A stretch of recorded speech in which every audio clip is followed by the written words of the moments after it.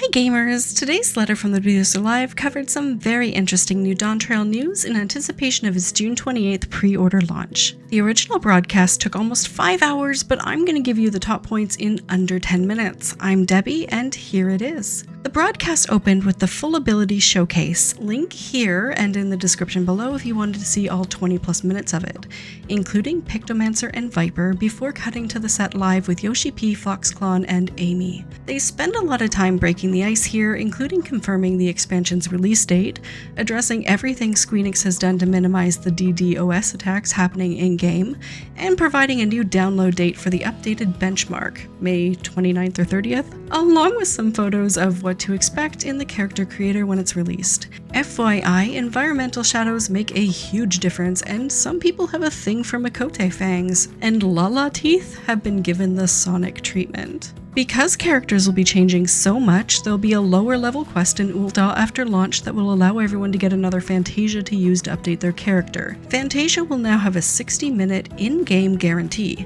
If, within 60 minutes of in-game playtime of using a Fantasia, you want to go back and edit your character again, you will be able to do so for free.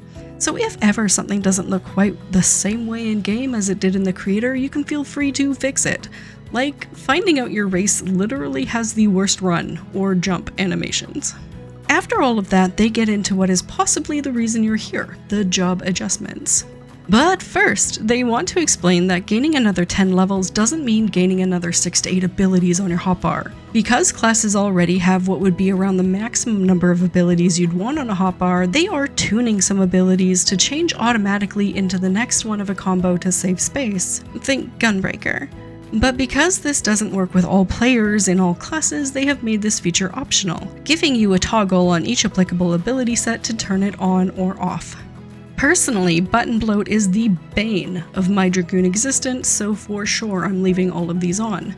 Maybe hardcore raiding monks feel differently. Then, without any further ado, tanks.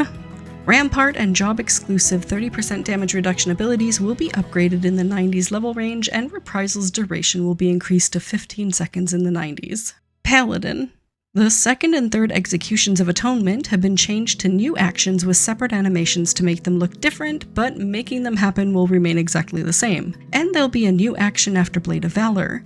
Not making the slide, but also added is that in order to execute Goring Blade, you will have to have Fight or Flight up. Warrior, a new action which can be executed after 3 executions of Fellcleave or Decimate while Inner Release is active will be added, along with a new action after Primal Rend. Also, the effects and animation for Inner Chaos will be changed just for a change of scenery, but don't worry, they promise not ever to touch Fellcleave.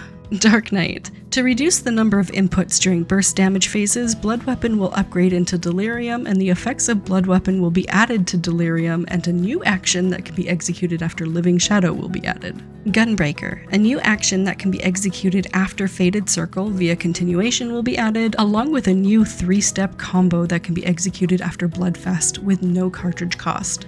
Good luck with those wrist Gunbreaker mains. And say hello to Lionheart, Final Fantasy IX fans. Melee DPS. Second Wind potency will now be increased in the 90s along with Feint's duration to 15 seconds.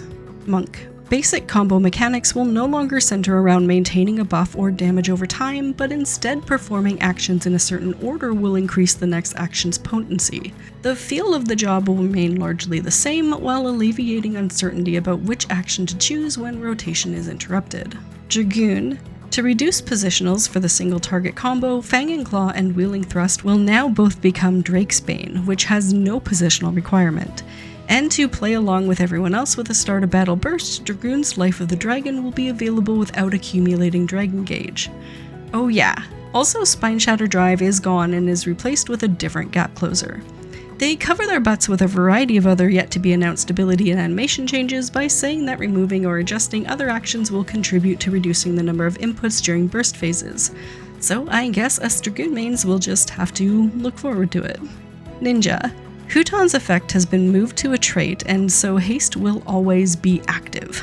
Goodbye Pinwheel. Huton will be changed to an AoE attack that grants hidden, and actions that extend the duration of Huton's effect will be adjusted accordingly. Samurai, Hakaze Tenka Goken, and Midari will be upgraded into new actions, and they changed the executable order to a couple of others.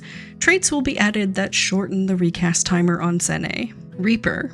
Plentiful Harvest effect will no longer increase the Shroud gauge by 50 and instead allow execution of Enshroud, and a new action that can be executed while enshrouded will be added.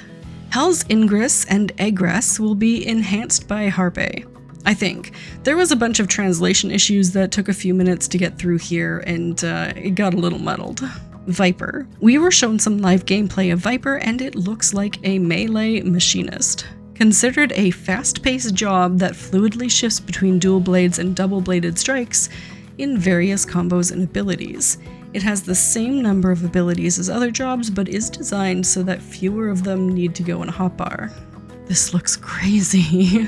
Physical Ranged DPS. Second Wind's healing potency will be increased in the 90s, and damage reduction of job-exclusive defensives will be increased to 15% in the 90s. Bard. Songs will be changed into buffing actions which do not attack enemies, and Pitch Perfect will be changed into an AoE attack for ease of use in encounters with multiple enemies. Machinist. Barrel Stabilizer will no longer increase heat gauge by 50 and will instead allow use of Hypercharge. A new trait which accumulates charges for drill will be added. Wow, I guess I'll never get to hit something in unsynced combat again. Dancer. A new action after Flourish will be added, and a new action which consumes Esprit and can be executed after Technical Finish will be added. Magical Ranged. Swiftcast's recast timer will be reduced to 40 seconds in the 90s. Thank you in advance, Res Mages. And Addle's duration will be increased to 15 seconds in the 90s. Black Mage. Various adjustments will be made to streamline certain aspects of the job, such as restoring MP upon landing ice spells while under Umbral Ice instead of passively over time. A new action that repositions ley lines beneath the caster will be added, but I've been informed that Black Mages will still stand in AoEs. Summoner. Gets a new summon, Solar Bahamut. A new action that can be executed after Searing Light will be added, an attack following the party buff. With the intro of Solar Bahamut, the summon rotation will change to be Solar Bahamut, Bahamut, Solar Bahamut again, then Phoenix. Your res is staying for now, but that might change in 8.0, Yoshi cautions, so don't get attached. Red Mage. Manification will no longer increase black mana and white mana by 50 and will instead allow the execution of enchanted swordplay actions without cost. The AoE Enchanted Swordplay combo beginning with Enchanted Muliet will now consume a total of 50 black and white mana similar to the single target. Pictomancer. Prepares by painting a variety of motifs, then renders them to life to produce an assortment of effects. Renders multiple motifs to execute high-powered attacks. Another in-game demonstration that quite literally made me want to play this job right now.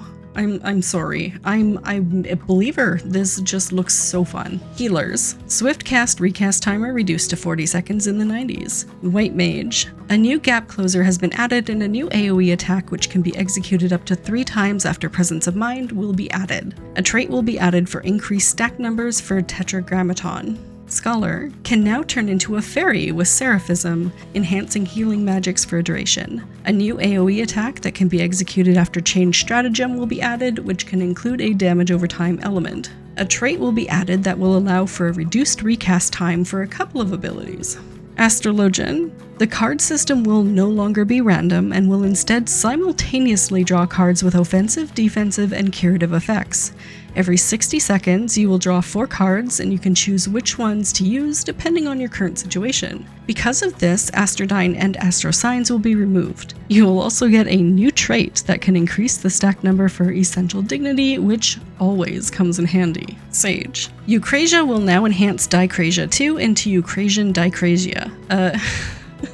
An AoE attack which deals damage over time to enemies within range. And you're also getting a new party buff which heals nearby party members whenever the caster casts a spell. Think Pancardia? After all this, they followed up with just a few random notes. Pictomancer and Viper will be added to PvP in 7.0, with PvP adjustments coming in 7.1. They briefly introduced a couple of new main characters from Dawntrail we might see in some of the press coverage of the media tour in the coming weeks. The return of the Fall Guys collabs starting on May 23rd during the Moogle Tome and Make It Rain events, so MGP galore! And a Mountain Dew Mountain Zoo mount. The new schedule until Dawntrail is packed full of events, and that's about it. I hope I managed to include everything you could have possibly wanted to hear in less time than a work break. Thank you so much as always to my Patreons, members, and last but not least coffee supporters who are currently funding my pre-Dawntrail Asm Crystal Tattoo. I can't wait. Thank you so much for watching, gamers, and I'll see you in game.